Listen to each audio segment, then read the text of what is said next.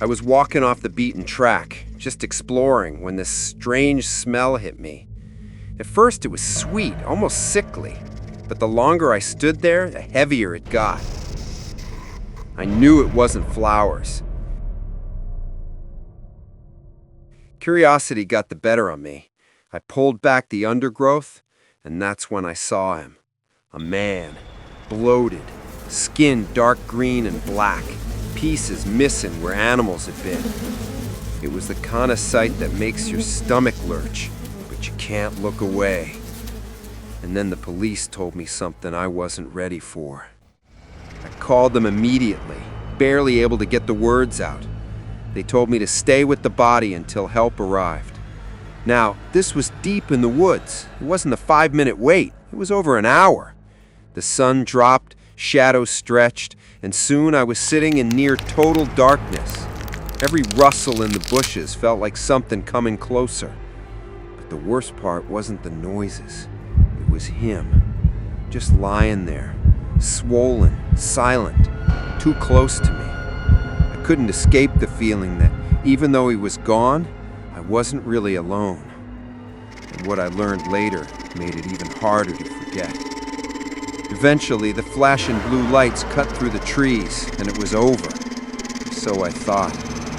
They told me he'd taken his own life, been there for days. And for months after, I couldn't stop seeing him. Not alive, not moving, just that same image burned into my head.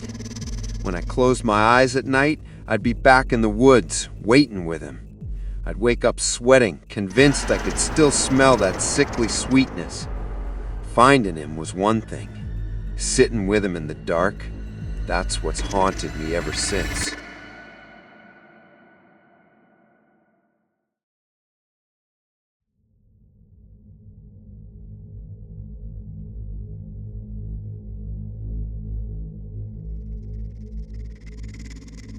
When I was about 7 or 8, my family took me to this man-made lake in South Georgia.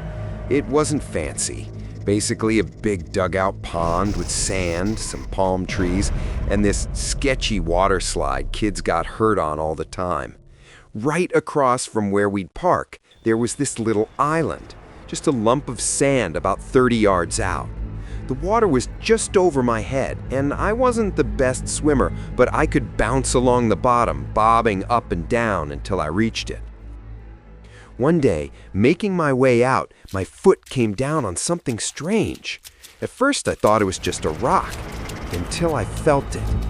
A nose, a face, and then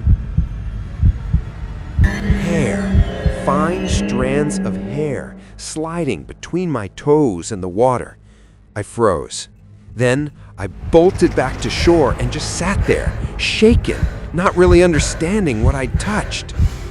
And then I heard it.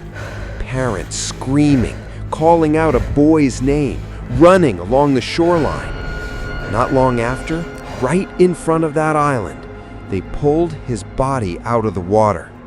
I'm 47 now, and I can still feel it. That hair between my toes. That moment burned into me forever.